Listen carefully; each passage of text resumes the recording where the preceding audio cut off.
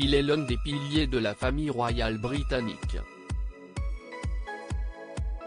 Prince consort du Royaume-Uni depuis le 6 février 1952, jour d'accession de sa femme Elisabeth II au trône d'Angleterre, le duc d'Édimbourg voit peu à peu sa santé décliner.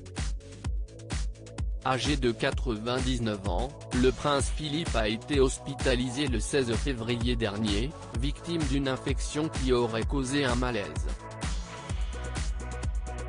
Mais bien que Buckingham Palace assure que l'hospitalisation du duc serait une mesure de précaution sur conseil du médecin de son Altesse royale, les Britanniques s'inquiètent de voir leur prince ainsi diminué.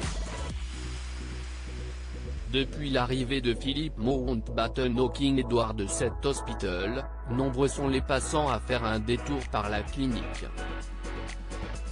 Tous arborent la même expression sur leur visage, celle de l'appréhension.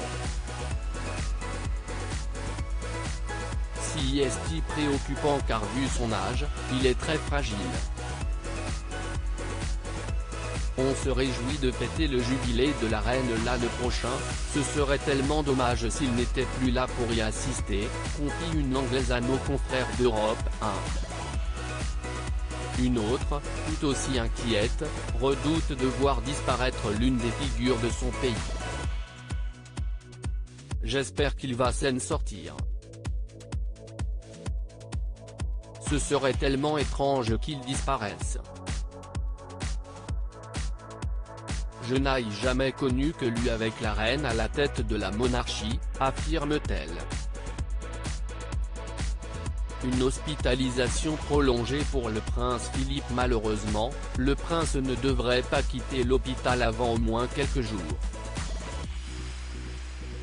Si est en tout cas ce qu'a laissé savoir le palais de Buckingham, dans un communiqué rendu public ce 23 février.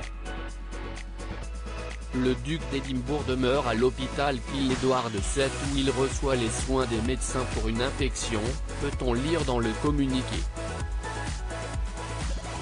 Il répond au traitement, mais ne devrait pas quitter l'hôpital avant plusieurs jours. Si l'on en croit néanmoins le prince Edward, qui a rendu visite à son père il y a quelques jours, l'état de santé du prince Philippe prendrait un tournant encourageant. Il a hâte de sortir, si est ce qui est le plus positif, a déclaré le comte de Wessex au micro de Sky News. Il faudra toutefois patienter encore un peu pour en avoir le cœur net, et pour que les Britanniques puissent enfin souffler.